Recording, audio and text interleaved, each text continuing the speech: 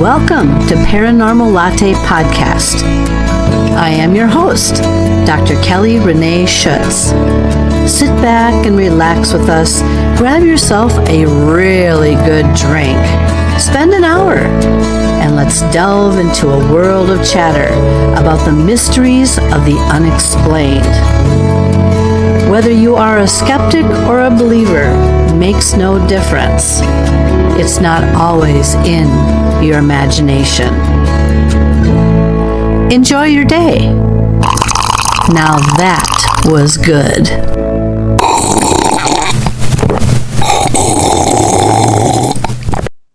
Good evening, everyone, and thanks again for joining me for yet another episode of Paranormal Latte Podcast. My name is Dr. Kelly Renee Schutz. I am the host and the producer of this show. Tonight, we are going to be visiting with most of the team. The Backwoods Kentucky Ghost Hunters are with us, and they are quite a group, quite some character. And they have lived in Kentucky, I would say most of their lives, where they have not only investigated hundreds of cases, but have also seen things they simply cannot explain. But before we get into that interview, why don't we learn just a little bit more about my special guests this evening, the Backwoods Kentucky Ghost Hunters. We live in a world where it's hard to imagine sometimes what it might be like to live with and amongst the elements. The elements meaning the forests, the trees, the lots of crackling leaves when you step on them. Places where people go just to have a moment with nature, to hear the silence, to hear the trees rustling, to hear the birds sing. But how many of us will ever have the opportunity to actually say that we are from Kentucky, especially from the backwoods? My guests this evening, the Backwoods Kentucky Ghost Hunters, are very intriguing and have lived quite a life of exploring, their backwoods. This group, this team, in and of itself has done perhaps more than 500 different cases, not only in the backwoods, but in people's homes and around the area and also around different states within the United States. Tonight we're going to meet and explore with them some of the things that many of us may have in common, and that is perhaps some of us have gone to auctions. And how many of those objects at the auctions would you say are potentially haunted? We start with that, and then we move that into Bigfoot and their momentary visitation by something that no, they could not see, but yet felt. And what did they see in conjunction with Bigfoot? Yep, you got it, a UFO craft hovering above them. We have many questions here, and so sit back and enjoy yourself as we go head on head with just a few of, but pretty much the organizers of the Backwoods Kentucky Ghost Hunting Group. Stay tuned.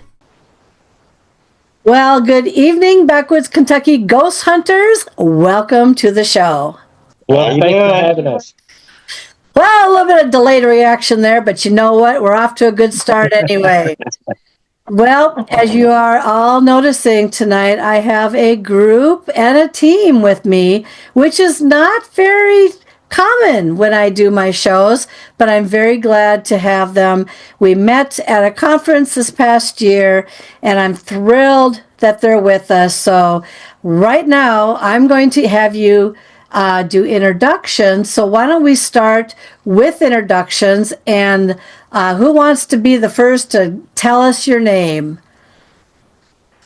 I'm Tammy Kennison. Okay. My name is Angel Kennison. And I'm Dwayne Hitton. All right, and welcome all of you. So, all right. Thank you. So here we go.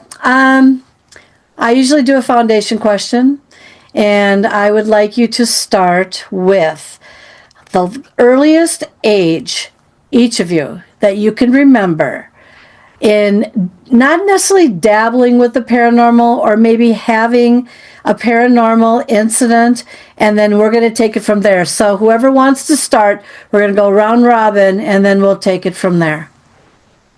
Mine was 10 years ago, so about 48.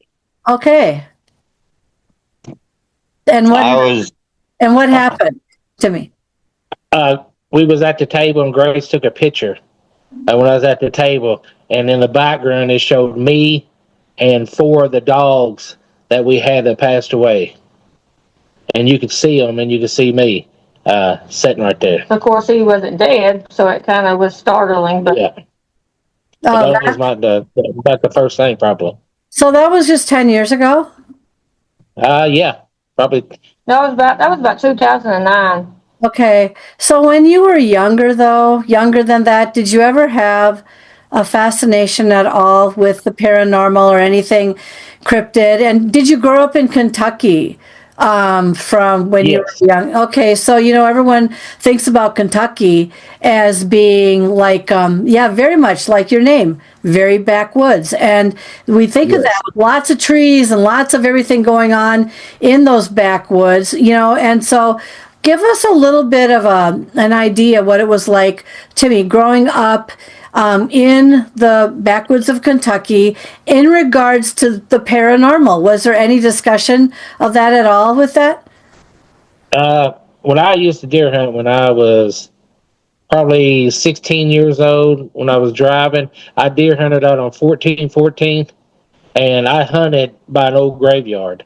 There were just sandstone headstones, and that was it. There was about 12 of them. And I was set up in a tree stand about 10 yards from them.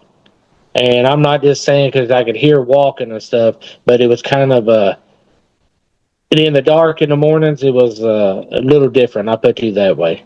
Yeah. Did you ever have did you ever see anything, or was it all pretty audio, hearing? It was all just hearing, yes. Yeah.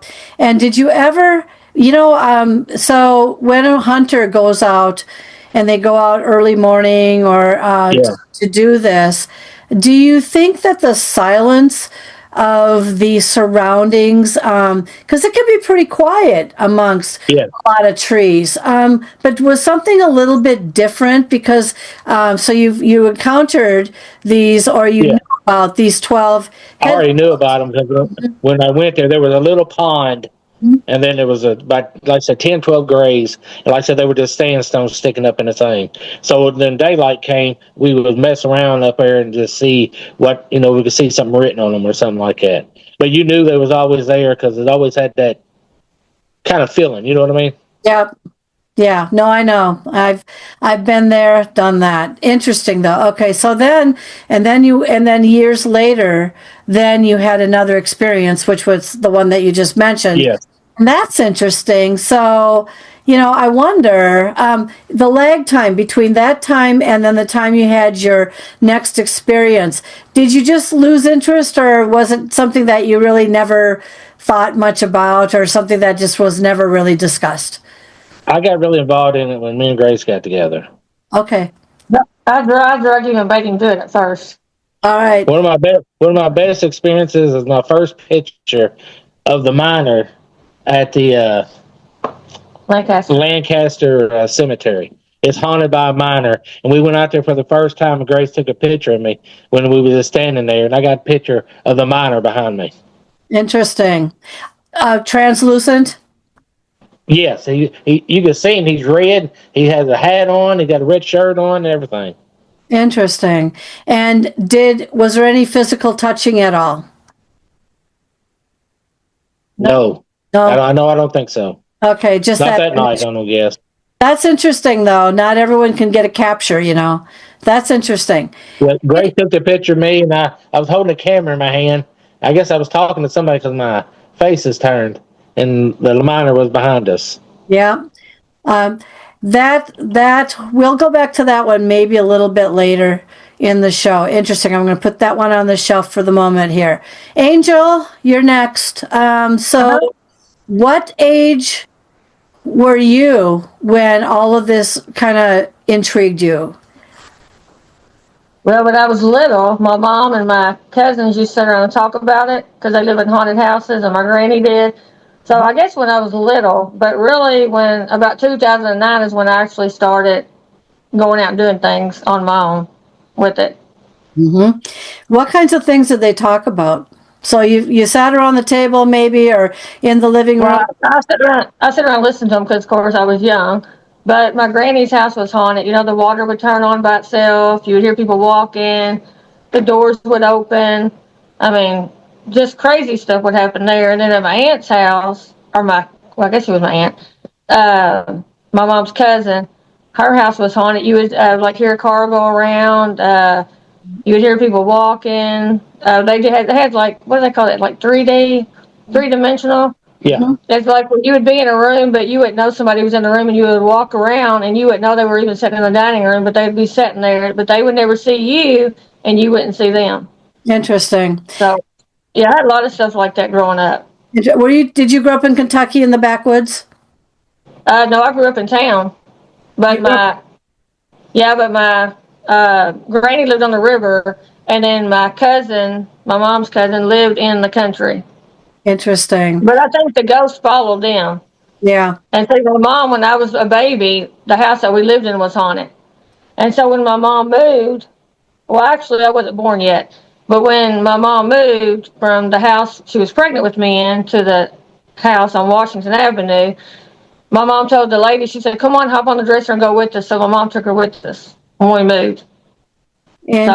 Interesting. And the house was haunted. Yeah. So I don't know if she went with us to our house I live now. I don't know. So, Timmy and Angel, did you find that the attitudes of the people that you dealt with, like Angel, you had family. Timmy, I'm not sure if you ever shared this with just friends and or family, but what were the reactions regarding hearing some of this stuff from you guys?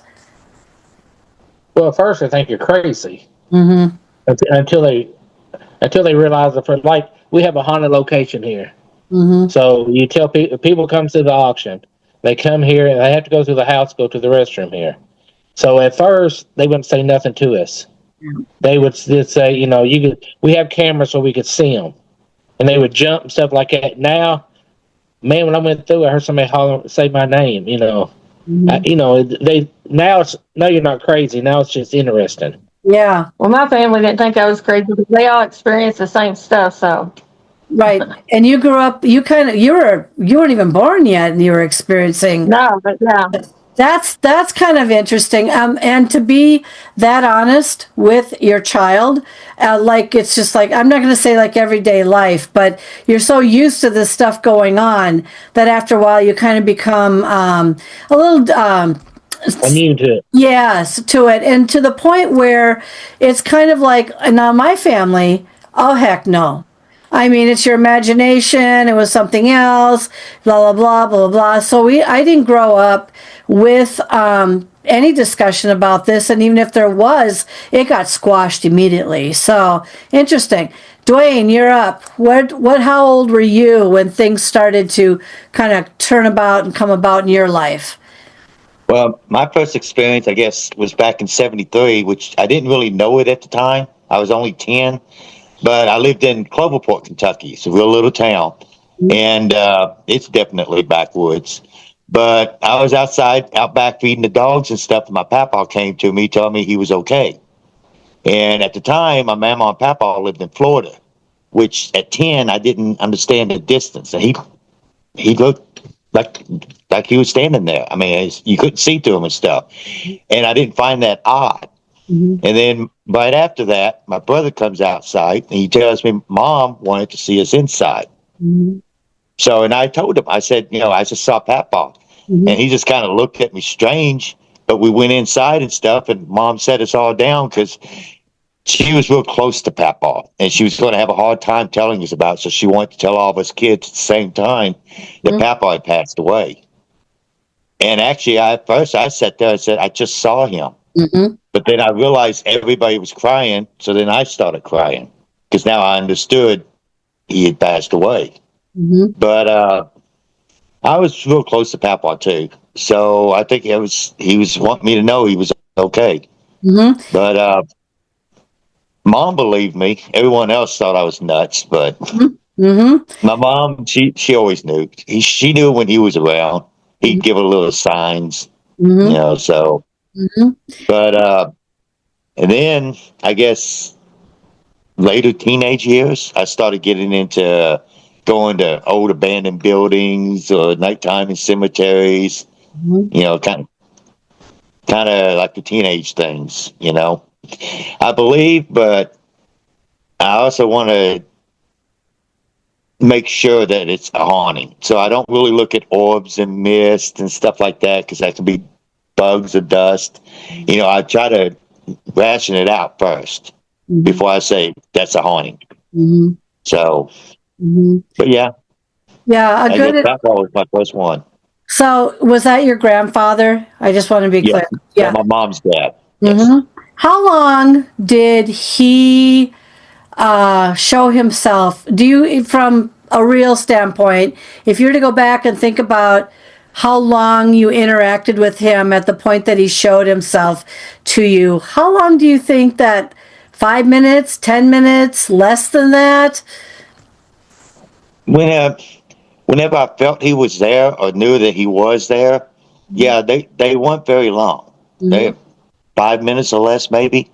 But it was just kind of, even though I could turn and look and he's not there, I could feel that he was there. And it'd be little things like, God, he used to love smoking those smelly Cuban cigars, and you'd get a whiff of those, or something like that, and you just knew he was there. Yeah. Because actually, my mama, his wife, lived 25 years after he had passed away. And the last time I got to see her at the nursing home, I knew he was there. I could smell that cigar, and I just felt, he was letting me know she's not taking one step into the light without him being there. So I had comfort knowing he was there. Did she ever talk about ever having an encounter with him? Did you see her from the point at all, from the point that he passed to the point that she was in the nursing home? Did you have any years in between, or even then, that she may have said, "Yeah, I've felt him, I've seen him, I know he's." Oh yes, Mama was. She'd walk around, and one of us kids might do something silly, and she'd like, Charles, can you get a hold of those kids? She talked like he was there, and we never saw her as being crazy. She just always knew he was there because she never remarried, nothing like that, and that was her man. That was her one and only sweetheart, and it's just, as far as she was concerned, he was always there. Yeah, it's interesting because there's been a couple cases of situations that I have been either part of or I've known of, where something had shown themselves and talked like just a regular individual for a while, and then suddenly disappears. There's a guy that I interviewed on the show quite a while ago, and we're still in touch to some degree. He actually he was in Utah at some kind of a mining location where I think that it was silver or something like that in the area, but he was very interested in something to do with that area, and nobody else cared except this one elderly man that came up to him and started having a conversation about the place. And he was like, just wow, someone is actually interested in talking about this place. Well, push comes to shove, the older man left. He wanted to go and get his address from someone in the office. He went into the office and he said, I was just talking to so-and-so out there, and I really want to keep in touch with him. Could I get his address or his phone number from you? And they said, that's impossible because he's been dead for 9 years. So he had carried on a conversation with this guy. He claims, and he will not back down, it was 20 to 30 minutes. And that is the longest amount of time that I have heard that something maintained a physical appearance that appeared so real. But then again, he was around some of these elements too that might have also electrified him in a way that kept his energy strong. So there's more to this than just someone being able to light themselves up. Sometimes they have to have the right elements. So that's interesting. Yeah. So all of you have experiences. Now, of course, people are wondering, how did you all come together? And so who wants to take that story from there? Jump on in. All right. So me and Grace been married for 31 years. That's how we got together. And Dwayne, I run an auction house. Dwayne came into the auction one day. I came home, told Grace, I said, you're going to meet this damn guy that came in there tonight. I said, he wears a hat, he got contacts on. I said, this guy is right up your alley. You and him will be best friends. And he was right. And she looked him up on Facebook now. He's got this purple shirt on with a mist right there, with a top hat on. She said, I do like him. We will be best friends. So there it is. That's how we all got together. And I put up with Timmy because of my best friend. Yeah, that's right. And just like that, He comes with baggage. yeah. And now you're a family and you can't get rid of each other. Well, two of you are married, so That's right. That's it. until you want to get rid of each other. But you mentioned something that's very interesting, and I think we're going to delve into it. Auction. So do you put on, do all three of you together put on an auction? Are you part of a business like that? Tell us about that. You are the business. Okay. Tell us. I run the auction house. I'm the auctioneer, and I do all the work in the auction part with me and Grace. We do everything, and Dwayne comes and he volunteers his time. I get to make fun of him, and he holds stuff up. And then we have two other members in our ghost group, which are here tonight. They also come and help every week. Yes. Okay. It's like a family affair. And then we have a niece, and she comes and she's our clerk. Yeah, she clerks the tickets for me. It's like a family. That's what it's like. Mm-hmm. But we do it every Saturday, 4:00, and I've been doing it for 22 years. Yeah, I've had some of the people tell me they actually come for the show. Yeah. Oh, well, you know what? Hey, it's not like a paracon. You have to entertain them. You have to, especially when you're holding up people's stuff, right? I mean, can you imagine this lovely, lovely thing, whatever it is, dated back to whatever it was. I just know it's going to find the right home right here. That's right. I have also gone to auctions. I find them very interesting and fascinating. I like the auctions that have more of I hate to say it, an entertainment feel to them than just a straight up auction, But when you first started, how long have you been doing these for? 22 years. 22. Might be 23 now. Wow. So a long time. Yeah. And so do people, and let me make sure that if anyone wants to come there that's in the States, what city do you hold them in? We're in Owensboro, Kentucky at 309 Hill Avenue. Okay. On Thursday night, like tonight, I've already posted pictures under the Auction House Facebook page of what I had this week. So that people look at them. And if I don't post them by 7:30, I start getting phone calls. Timmy, are you going to post the pictures tonight? Timmy, you going to post the pictures tonight? So I always try to get the pictures posted. Sometimes I forget, and they call and remind me. So then that's when I do it. Okay. So now, people, do you do like the auctions that I've attended? And there used to be Amish auctions. So it was very different. Back in India, I lived in Indiana for 22 years. There was one that was always going on every week. That was probably about 25 miles away. I used to be in a craft store with this lady. She passed a couple of years ago. Mm-hmm. In fact, I just visited her when we went down to the conference, passed through, Indiana where I used to live. And then she and I would go. And we would buy things for the store. And I often kidded her. about wondering if things we were bringing into her store, because she had this craft store, if they were possibly haunted. So, what's your Yeah. take on that? Because they had a lot of different people, not just a single family. But do you do Yes. the single family, or do you do multiple families? I have consignments, so people bring me consignments. Honestly, the majority, I don't want to say majority. No, half of it's like people that's like estate sales, Yeah. like people's Yeah. passed away. Yeah. But then we also have people that come Yes. in every week and just bring. We Yeah. have like some of the same customers every week will bring the same stuff, and then we go pick up stuff that people normally passed away. Yeah. Yeah. Yeah. And then do you ever get, would you consider yourselves to be relatively sensitive to energy? Grace Yeah. definitely is. Dwayne? Grace can tell me. Yeah, I'm not like her, but I am somewhat. Yeah. So you're the one who holds the stuff up, right? Yes. Yeah. Okay, so I actually several years ago at the auction, there was a mirror that had like cast iron coat hooks on them, yeah. and they look like insects. Oh, And yeah, I had a feeling about that mirror, and I took it home. It had something attached to it. interesting. Because the house I lived in, I've lived in for years. Yeah, the place I lived in for years wasn't haunted, but it is now. Wow. I'm pretty sure it had to do with that mirror.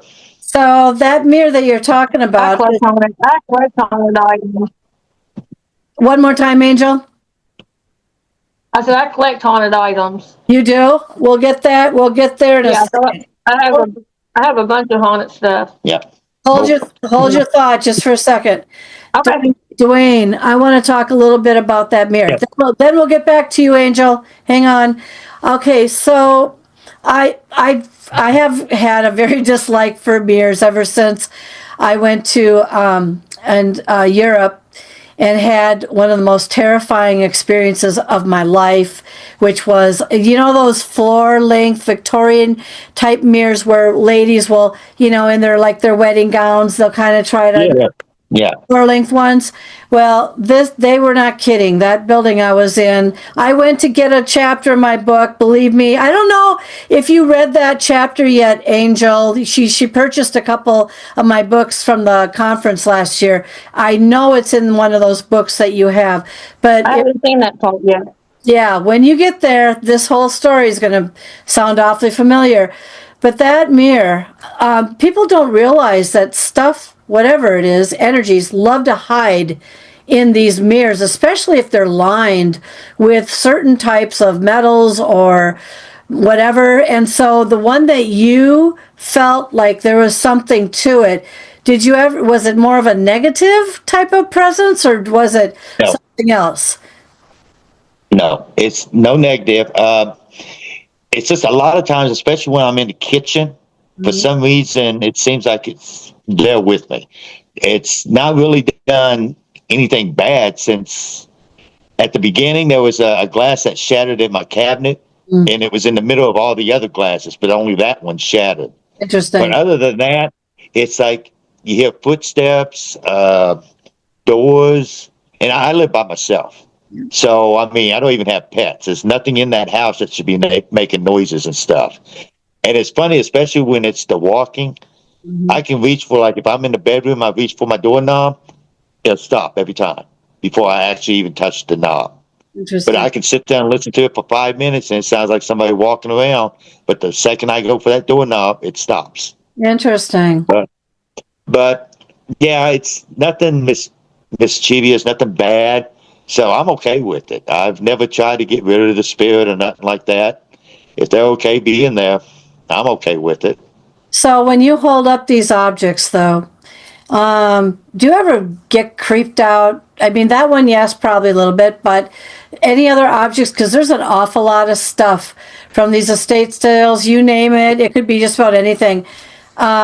Anything really out of an ordinary, or a vision or a sensation? Because you're holding up a lot of this stuff.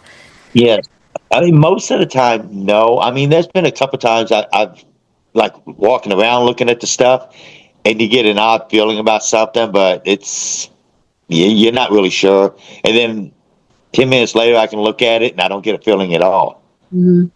Mhm. So I don't really know, if there's something going on with that or not. But How many dolls do you guys actually auction off at these things? Because they're the Every week.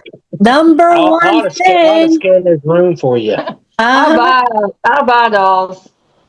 You buy them? I'll get to you. I'm getting there. I'm getting to the back row in a moment, Angel. Hang on. All right.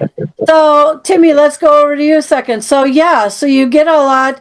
Dolls are known to be, and we know why, because they're so Yes. embraced and there's Yes. so much energy and there's so much turmoil and there's so much everything that just gets put on that doll, But how do Yes. you sell a lot of these dolls? Do you have people actually wanting to have what could possibly be a haunted doll? What goes Yes, on? you'd be surprised. Be surprised what people will buy. I sell dolls are haunted, or they seem to have more attachment to them. I tell you, the other thing I sell a lot of is canes. Canes? Oh, Because yeah. that's the last thing they depended on. I got a lot of them. A lot of canes, yeah. Well, they can, Yeah. what? Those things can be very artistically beautiful. I bought one Yeah. Yeah. once. In fact, I can't remember. I think I sold it. But the thing is, it was very well done. I mean, it was just, those Yes. things, they're a work of art in and of themselves. Yeah. So, canes, that's interesting. Okay. How about, That's the I last, have about 45, 50 of them. oh my that's the God. last thing people depended on. Yeah. Yeah. With their I energy. got more than that. Grace has about Well, I 80. do. I get a cane everywhere we go. Everywhere. So do you sell? Because I know in Indiana at this Amish auction place, they couldn't get Yeah. rid of these dressers if their life depended on it. I'm talking about the hutches that people put in their dining rooms. They used to be Yes. so expensive. 12, Yes. 1,500, 2,500 for the Yep. that they here, at least in where I was at, they couldn't get rid of them for $50. I mean, it was just. Nope. So do you have the same experience? Not really. I did, but what I tell them when I sell them one, take the top and throw it away, and take the bottom, use it for a TV stand. Yeah, I agree. Yeah, because it's You have to multi-purpose. no, good. No, I'm glad you're doing that because they couldn't sell these things worth anything. So, No. Yeah, dressers. but most people don't have that fine china and stuff anymore, and that's what they No. were used for. People don't collect stuff like that now. Nope. In fact, depression glass. Do you guys sell a lot of depression glass? A lot. Every week. Do people want that depression glass? Believe it or not, it's coming back. It's coming back because you know how it's Everything is in a big circle. Mm-hmm. Yep. Every 10 years, we cycle around to Yes, absolutely. coming right back to old styles or this or that or what. Yeah. Elephant pants. Remember elephant pants? Good Lord. Oh, yeah. Yeah. I mean, that's coming back if it's not already here. It's just like people are walking around in a bunch of elephant pants. It's interesting, but you're right. Things do cycle back around. The depression glass, back when I was, doing these auctions or Yes. attending them. Oh my God, you couldn't even sell a whole table of it. No one wanted it, so I don't know. Right now, what sells good is stuff from the 70s, that kind of style. Yeah. Like rain lamps and all that kind of stuff. And yeah, people want that 70s style look. Yeah, it's interesting, and then of course I couldn't wait for some of that to go out of dated so we could get to something else. But again, people back then they never really saw a lot of this stuff, so it looks cool to them. It's a fashion statement. All right, Angel, I'm coming back to you in the back. No rush. Okay, I see you back there. All right, now my question to you is: so you collect a lot of haunted items. Do you go through the stuff before the auctions begin to get a feel for what seems to speak to you? Yeah, I do that, but I also have people that'll call me and ask me if I can pick something up, and then of course I go get it. All right. So you got a house full of haunted items, huh? Am I correct? I have a bunch at my house, and then I have also a bunch up here. Okay. I have a good sized collection of Ouija boards people's given me. Oh, yeah. You know what? When you go, we were talking earlier about, and Angel, I'll get back to you a second. Dwayne, when we were talking earlier before the show, the one conference that you guys are going to be at, there was a huge display. I'm going to tell you my story quick, and then Angel, I'll be back talking to you in a second. Oh, you're fine. You're fine. All right, so this one conference that you're going to, I'm going to tell you what happened because it fits perfect with your Ouija boards here. So there was a couple that, they actually spoke to about the Ouija boards. They collected them, and they felt like they had treated them and taken care of really well. Then so they had them displayed, all right, and they really had a big display of them. And I was over there just kind of meandering when I was at this conference, and in the corner where the guy who had the booth was talking to another person about his Ouija boards. And so he's saying to the guy, I'm telling you, this is what he's saying, I'm telling you, these Ouija boards are not haunted.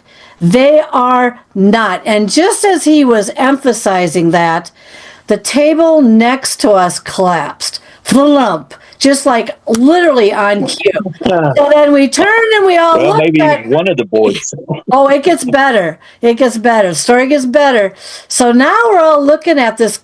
The thing just collapses. No one was near it. No one touched it. No one kicked the leg. No one did anything. Maybe it was its time to fall. I don't think so. That was perfect cue. But then we all just kind of ignored that. And I was just kind of sitting there listening to him. And he goes, yep. He says, every one of these Ouija boards on the wall? Nope. I personally can tell you that there's nothing to them at all. Absolutely nothing. And as he was saying that, the one Ouija board that he had, those kind of those frame trays, they're like this and they have a little bit of a lip to them so that way you can hold something up. Okay. So he's got these Ouija boards that are all positioned like this. Yep, there's no way they're going to fall over. There's no way they're going to tumble down. As God is my witness, and I saw it with my own eyes, this one Ouija board. Nope, I personally took care of all these Ouija boards.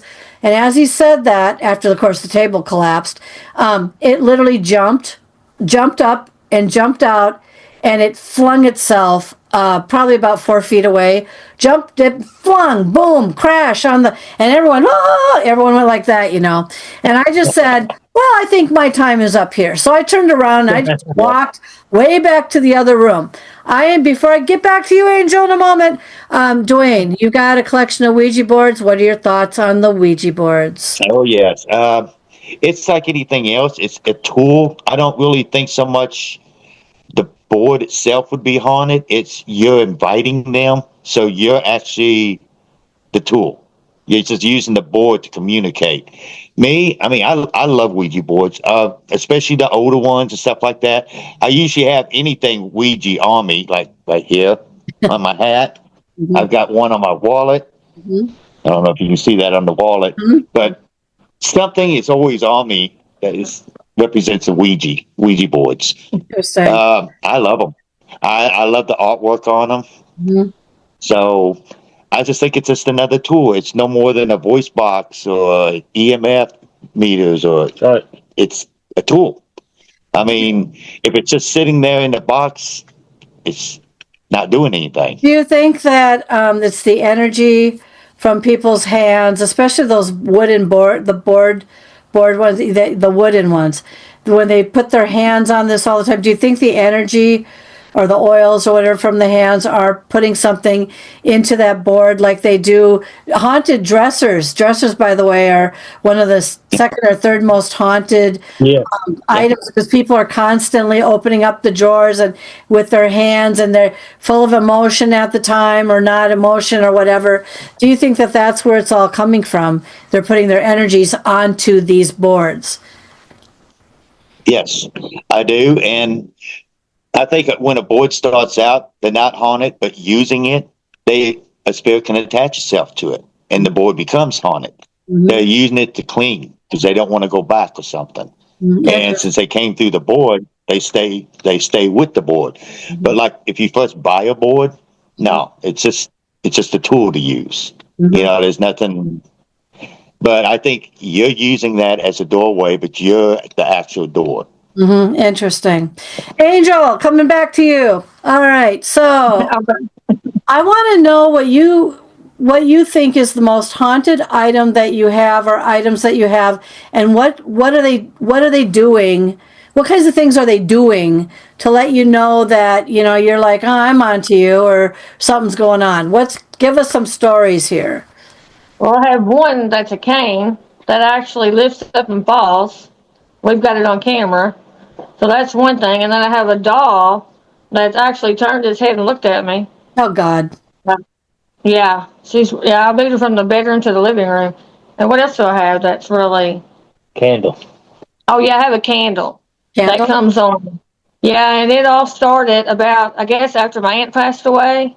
And it'll just mysteriously come on. It might not come on for months. And it's had the same batteries in it for, probably 15 years. Mm-hmm. And every once in a while at night, it'll just come on for a little while. And then sometimes we'll walk by and we'll say, about the candle coming on, and it'll actually come on. So, yeah, I didn't think about the candle, the cane, and that doll. And that bottle we got from that lady. Yeah, and then I got a bottle that's supposed to have some attachments, but I haven't had anything happen with the bottle, so. Interesting. Anything negative, or is it all just kind of here we are type of energy? Yeah, pretty much here we are. My mom was there, back in, probably about 10 years ago.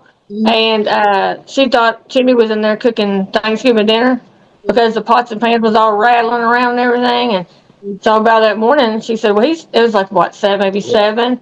And she was like, well, he went in there about 4 this morning. I'm like, no, he didn't. She said, well, he was in there cooking a big old meal when nobody was in there. But so we have stuff like that happen at our house all the time.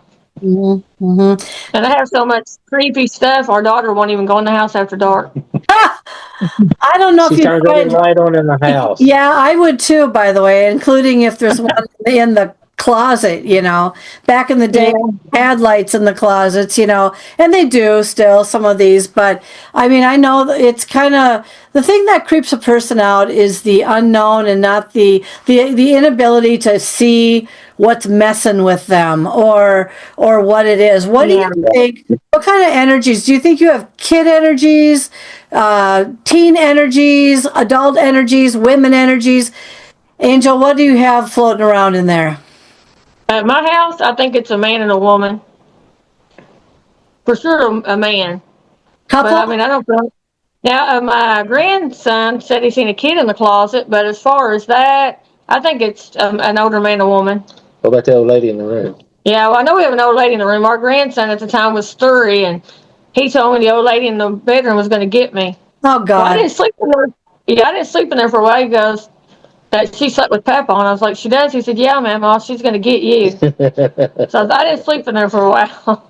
How do you handle a conversation with a 3-year-old when they bring that up? Do you change the subject? Do you just tell him? How do you handle that? Because I have we actually just changed the subject because his mom and dad really didn't want him talking about stuff like that. Yeah. So we actually never talked about ghosts in front of Hayden. And then he was about 5 and he was having a party, and Timmy's mom had went in the house and he wanted to know where the little boy and the man had went, and nobody had ever been there yet. Mm-hmm. So Hayden always has seen people like that. Yes. Mm-hmm. And we never would bring it up because his mom and dad were like, they didn't, not that they didn't want him to do it, they just, Dylan knew it was true, He used to think I was nuts until that picture was taken and it looked like Timmy in the window and then the dogs. And then after that, and then he went with us a couple of times, and then he had things happen, and he was like, okay, you're not nuts. Mm-hmm. This does happen, so. Mm-hmm. Yeah, I think at the conference, I believe you purchased one of my most recent book called Phenomena, which had all of the yes, I have that one. Did you get that one for me? Yes, I do think I did. I bought like 5 of them. Yeah. I'm pretty sure I got it. So I gave that book to my nephew, and that started rattling the cage of his parents, of course. And so there's a gentleman that doesn't live far from him that dabbles into Bigfoot a lot. And I have interviewed several, and we'll talk about that in a moment with you guys too, several regarding Bigfoot. And my little niece, who's 7 years old, comes up to me. This is when we're at a family thing, and she goes, "It's imaginary, right?" And of course, so she starts saying that to me. It's imaginary. It's imaginary. And on one hand, to the nephew that was older and her brother that I gave the book to, he was curious, and then he's caught in between the is it real, is it not, because of the parental reaction to it. Then you have the little daughter or the sister who's like, it's imaginary, right? Because he doesn't want to scare the kids. And I know that, but the older one, he's old enough now to be able to try to at least open up his mind a little bit more to a different type of world. So let's He's making his own decision. Yeah, it's hard when you've got these little kids and whatever, and it's really hard. Let's talk a little bit about Bigfoot, because I know you guys had brought up that you might have had. Did you have an encounter, or did you go through the backwoods to see if you could see what was happening back there? Tell us a little bit about that experience. We go to we call it Spook Hill. That's not what it's called. We just call it Spook Hill. Yeah. Me and Grace, my daughter, Our son, my cousin, and his cousin, friend, and his friend. We all go to this place. There's a graveyard back in this place. It takes about 10 minutes when you park on the road to get there. You go down the ravine and go up the ravine, and you keep walking straight. We walked around for an hour or two. Yes, to try to find this. So we go through here, and we got night vision goggles. Daryl takes the night vision goggles and looks them. He sees a priest, and the priest is pointing towards his left. He said, well, that's where the graveyard is. So we're walking to the graveyard. We see poop that's 12 foot up on a tree, smeared on a tree. Oh, God. So we get a stick and knock it down. Yeah, Daryl actually did it. And we knock it down, and I said, smell it and see what it is. He said, that's poop, Timmy. I said, really? He said, yeah. So that was that. And then we went to the graveyard. Mm-hmm. And up in the graveyard, say it was, we'll just say it's 70 degrees where we were at. No, it was like 40. That night? I was told that night, yeah. And then we go there in the graveyard where you can see your breath. Mm-hmm. I mean, it was literally, I had a FLIR, and the FLIR said 20 degrees. Mm-hmm. So we get away from it, and they say it was an Indian burial ground is what the deal is. We're walking to that right there. There was two lakes that almost meet together. There's a little bit of island in between them. We're walking through here, water splash, so we all stopped.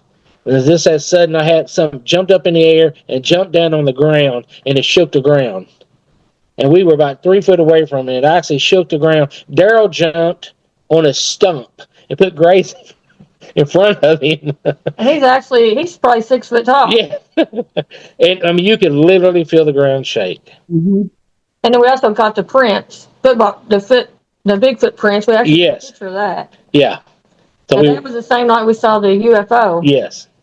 We're all doing it, and our daughter says, no, we're not hiring it, are we? I said, no. She goes, the stuff we're seeing tonight, it sounds like we're high. Oh, we seen the light. We tried to take pictures of it. Yes. Nobody could get a picture of it, but finally my son got one picture because all of our things went dead. So we're sitting up there. Go ahead.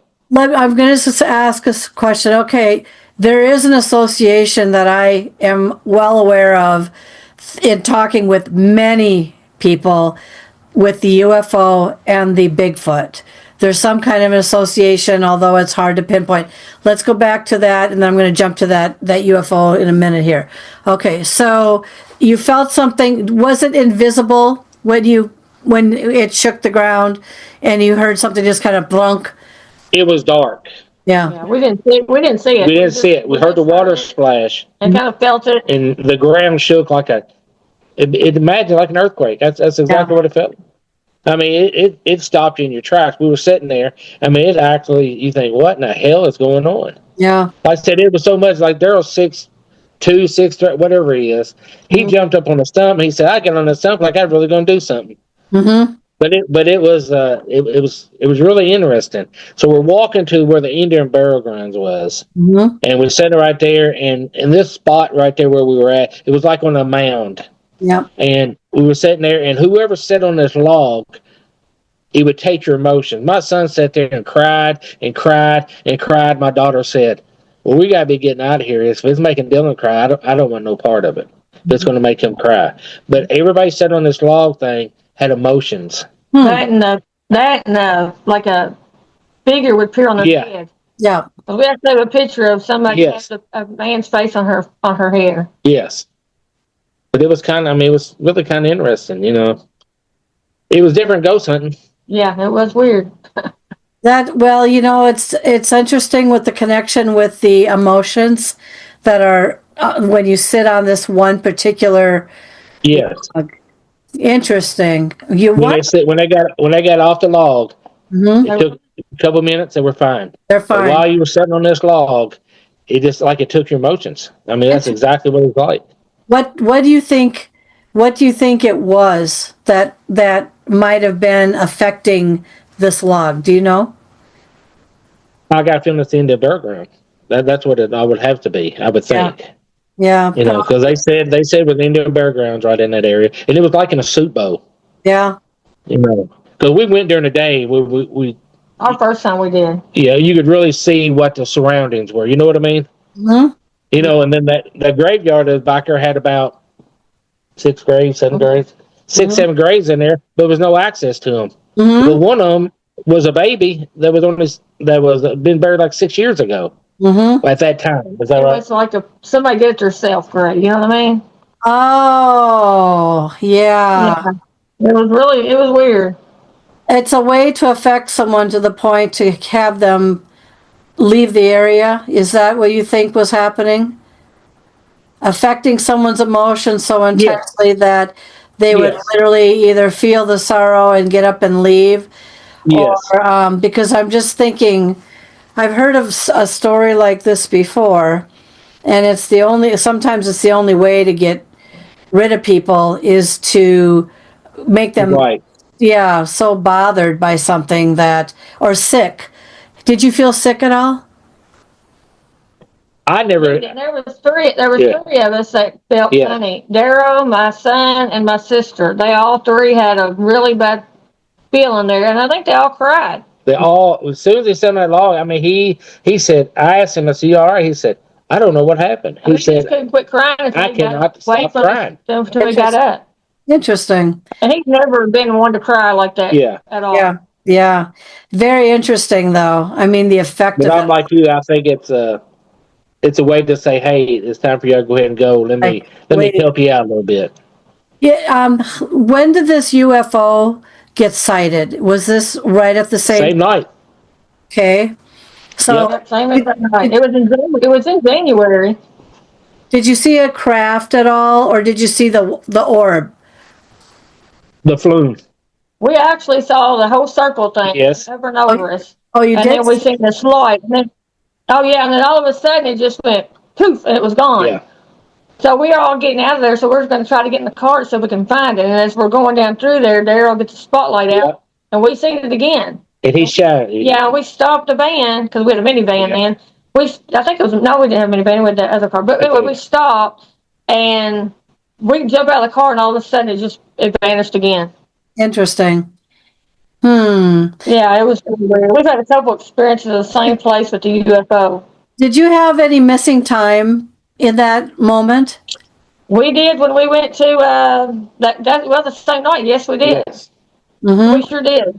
Were you paralyzed by something by it that you don't really recall ever being? I know I've interviewed one guest that literally was beamed by a UFO that was over a cornfield and by chance in Indiana. And so it was kind of, he didn't remember. This was on the outskirts of Indiana and Kentucky. Yeah, that area is red hot. That's what I know. I mean, when I lived there, I lived in more upper Indiana, but my husband and we always went down sometimes to the border, because it's so beautiful down in some of these areas, especially during the fall. It's beautiful leaves and stuff like that. But there was really a hot activity there, down where down with him. But when he was beamed, he knew he was being beamed, but he couldn't remember much of anything. He was with somebody who actually saw this happening. So I was wondering, was it all three of you or just two of you? There was six of us. There was. Yeah, I wasn't with them. There was like 10 of us, and we all experienced the same thing. All of us. So we were all just, when we got in the van, we didn't know what had happened. We're like, did this really happen? And my daughter, she was like, are we on some kind of drug or something? She said, and then Daryl was like, Nicole, did this really happen? And she's like, okay, if Daryl said this happened, this happened. It was something we couldn't explain. And to this day, we're all like, wow. We don't know. We've never had it happen to us again. Yeah. Well, and sometimes if they beam you or they latch onto you for some reason, they will start to follow you, or they'll show up over your house. You won't even know it, of course, but show up over your house or whatever. Because I can vouch for the fact that at one point there's definitely something that has a intrigue with me, because there are things that went on at my previous home that were very otherworldly and very unexplained. And there were times when I could see my husband and I both saw it. There was like the light that skims the window, and it wasn't a police helicopter above looking for someone in the neighborhood. Right. And I could go on for days about the type of UFO experiences. So that one, though, then shot up and left, and then never saw it since, right? Well, that night we hadn't, and then we went back one more night. Yep. Because everybody wanted to go back after that. One night we went by ourselves, we drove over there, and we actually saw like a big circle, and it was burning, and we saw looked like a bunch of people around it, but as we got closer, it disappeared. We never could find it. It was just me and him. I tried to take pictures, and my phone wouldn't work or anything. Oh, yeah. And I was like, people are going to think we're crazy, except for people that had actually went with us before would actually know, hey, they're telling the truth. We've been there. Well, a lot of times these things, too. So that's happened. There's a gentleman I know who used those infrared binoculars, and this was Idaho, where he lives. And he, just out of a hunch one night, he was looking at his binoculars, and he did see a craft through the binoculars up above the tree line. He saw that.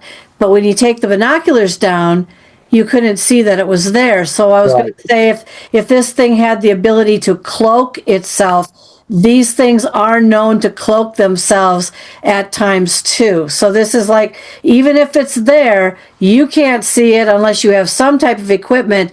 Did you use any type of infrared or any type of? Not that night, but the first night we had infrared night vision goggles. Yes. Mm-hmm. There was like 4 of us that was packing a pair of them.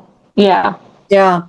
Yeah, it's interesting as we become a little, I'm not going to say sophisticated, but just kind of like, I call it trickery. Use these items and it's like, aha, once they figure out that they can be seen through infrared lights or, cameras or anything like that, then they'll change their cloaking mechanism to something else. I mean, mark my word, I'm sure it's happened a zillion times, especially if they want to go undetected. Physically, though, since then, how long ago did this happen? Oh gosh, I wish I knew the year. Oh God, it was probably at least 15 years ago, probably. Okay. I was just wondering if anything since then, if you've and this now pertains to all 3 of you, since you've done so much so much research on this.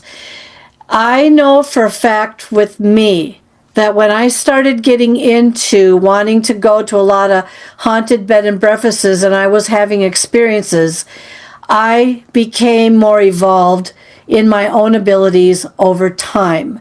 And I also have had otherworldly experiences, which, by the way, I think it's in the book, so you might see it, Angel. But anyway, have any of you noticed within yourselves that over time, since you've been delved into this, that you have been evolving in your psi abilities or things that you can do, or you're more telepathic or something?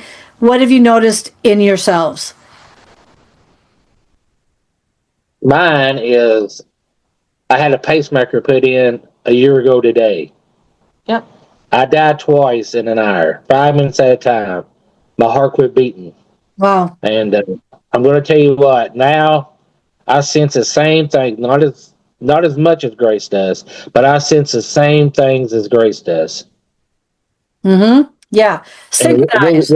We'll go down the road now, and we seen a mist going home one night, and I told Grace, she said, "You see that?" I said, "Yep, I sure did." And I used not see nothing. Well, one time you seen a woman on the highway walking. Seen the woman on the highway, yes. Oh, you saw the woman. You saw the woman on the highway. Yep.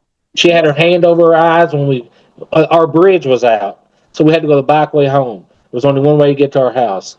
So we went on through. This lady's on the side of the road, had her hand over. In the morning, yeah. Left the church. And she had her hand over her eyes, and I said, "What in the world?" And I went home and got the FLIR out and walked down the road trying to find her again. And I never could find her. We come to find out our lady had got killed there delivering mail. Delivering mail. And come to find out it was Timmy's cousin. Yes. His cousin had moved the lady, yeah. No we kidding. actually seen her that night. But she looked like somebody standing on the road. I mean, that's what she looked like.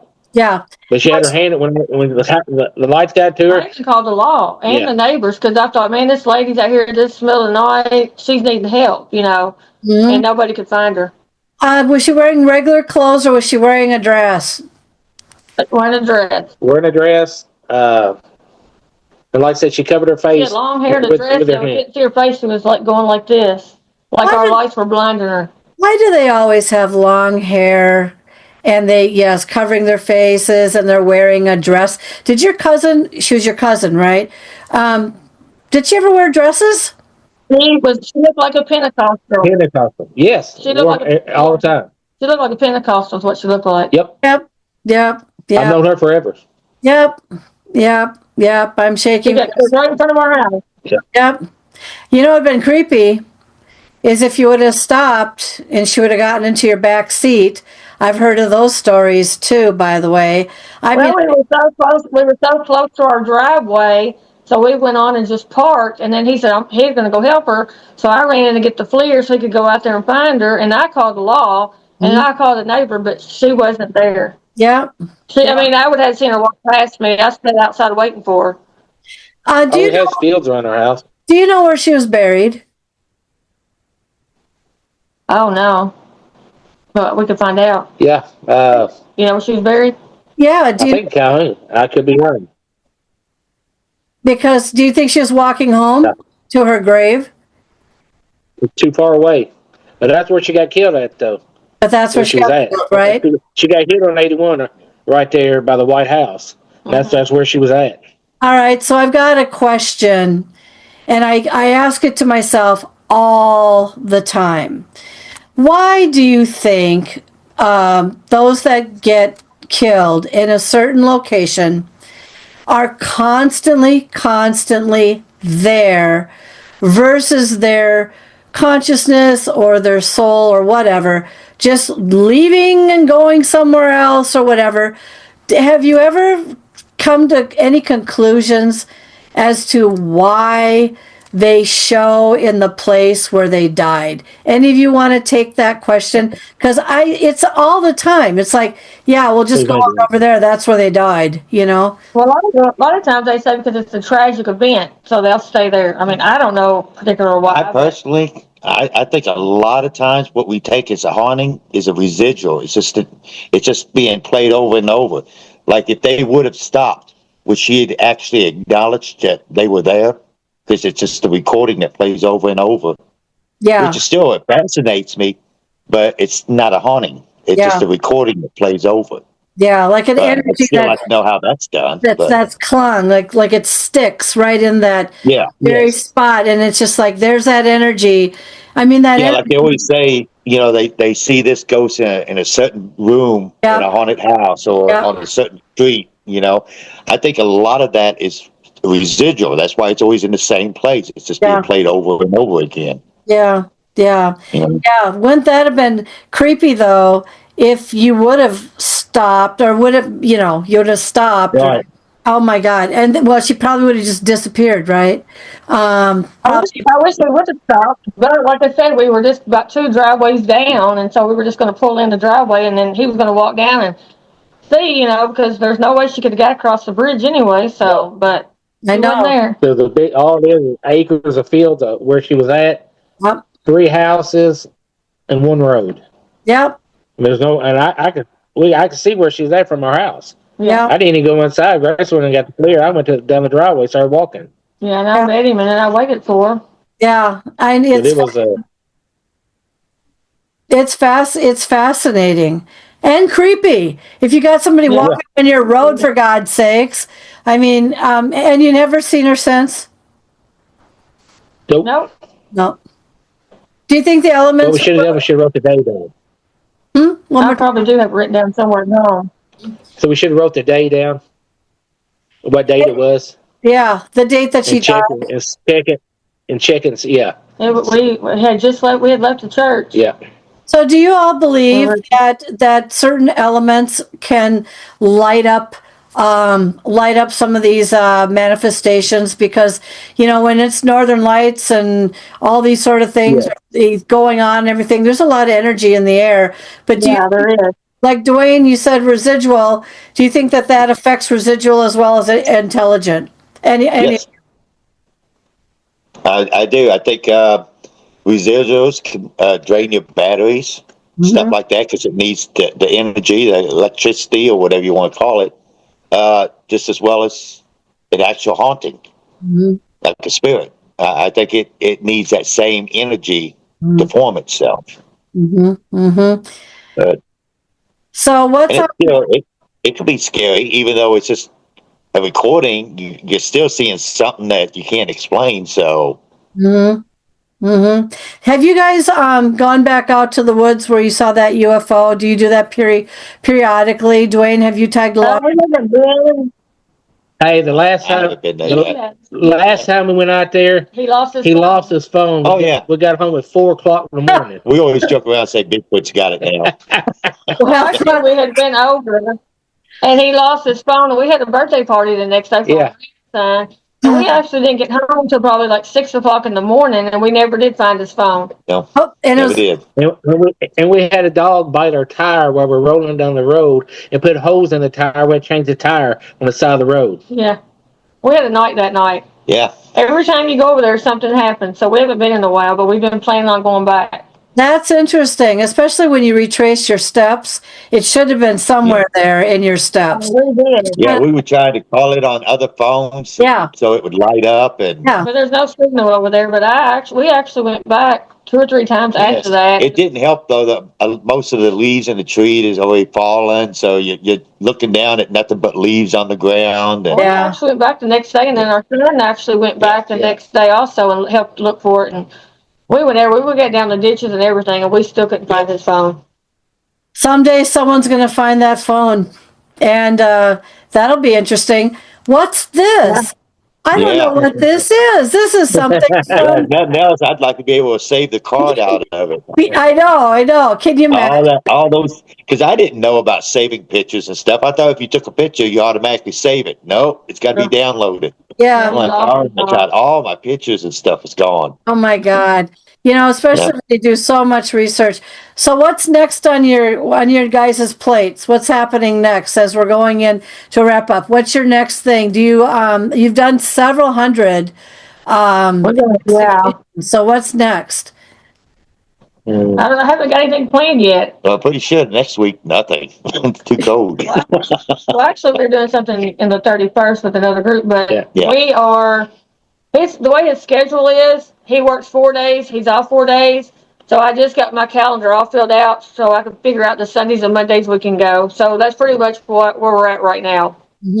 And will you guys be at any conferences coming up this year? Since you're going to be airing right now, which is, actually you're airing in multiple spots, so I'm not even going to give dates and stuff because by the time this is heard, people will hear it soon and then they'll hear it later. So why don't we go with the conferences that you're going to go for? Yeah, we're going to go to one in June in Alton. I've been talking to that Troy Taylor, so I'm getting that set up. I don't know the exact date, but it's in June. And then we're going to do the one in October. See, our problem is they run Friday, Saturday, and Sunday, and we have the auction on Saturday, so that we can only kind of go on certain times. Yeah. We're kind of limited on what ones we can do. The one in Alton, which is in Illinois, right? Am I correct on that? Yes. Yep. Okay. Yep. So you will have a booth there. So if anyone is at I think it's the Haunted Americas conference or something like that. Yes. Yeah. Yep, and that's in June of 2026. So look it up and come visit with them because they've got a very interesting booth, and you can meet all three of these in person. And then the one in Rock Island, which is the one that I met them at, that's in early October. I think is it the first week of October by chance? Yes. That's it. Yep, they'll have a booth there, and they were there last year. And I'm not going to be there this year, but go and see them because they'll be very interesting, and I'm sure they'll have a few interesting artifacts there, or some items that you can talk with them also at their booth. The other thing is if anyone wants to reach out to you, how would they get a hold of you? They can go to our Facebook page, Backwoods Kentucky Ghost Hunters. We're also on YouTube, Backwoods Kentucky Ghost Hunters, or they can reach out and call us. Okay, I think we won't cite the phone number at all here, but the Facebook page is safe, and so is the YouTube. Yep. So we're going to leave it at that. And so, and then Angel, will that all come directly to you, and then you'll relay it to the gentleman in front of you? Is that how it works? Yes. Yeah, I know we all usually there's 5 of us, and we all usually sit down and kind of figure out when we could go. Like we go to do private houses also, so we kind of sit down and figure out when we can all go as a group. Mm-hmm. And sometimes it's just us 3 that go, and there's been times it's just been 2 of us that go, and then there's been times there's 4 of us that's gone. So and solo. Yeah. And solo. Yeah, we've had a couple of solos, but usually we all go as a group, or at least 2 or 3 of us go. I think it's safer that way. I know that when I'm by myself, weird things can happen, especially if you're really sensitive and you're being tranced or anything or channeled. At least you have somebody else there to assist in some level or try to snap you out of it. So, well, we will have to have you back. Very good show tonight. Very interesting. And for those of you who like to go to auctions, where there's one down in Kentucky. But when you go to the auction, you can also rent out our place for the night for $175. You get it from 8 at night to 10 the next day. It's haunted here also. At the auction house. Yes. Okay, so at the auction house, they can actually rent that out and stay there over the night? Yep. There's a house on it right there. The house on hill. House on hill. We got running water. We got heat and air. We got a shower. We got everything. Got a kitchenette in the back right there. So we have a ghost here named David. That's what I was going to ask. What ghost is hanging out there? Well, we know for sure David. And David's the main one. Yeah, we also have a lady and a kid here, but David, we have a book on him about, how he ran a jewelry store here and then how he got murdered and everything. So we have all that in a book in his room. Okay, is that book in print on Amazon, or is that in a smaller book? It's actually, I should clarify, it's a newspaper clippings that the librarian in McLean County ran off for us, and we all have it in a book, and we have it in his room where he had his actual jewelry store. Oh my! It's actually not a book. It's just a book we made up of clippings and stuff. Yeah, clippings that Amy Newberry from the library had made for us. Yes. Oh, how interesting!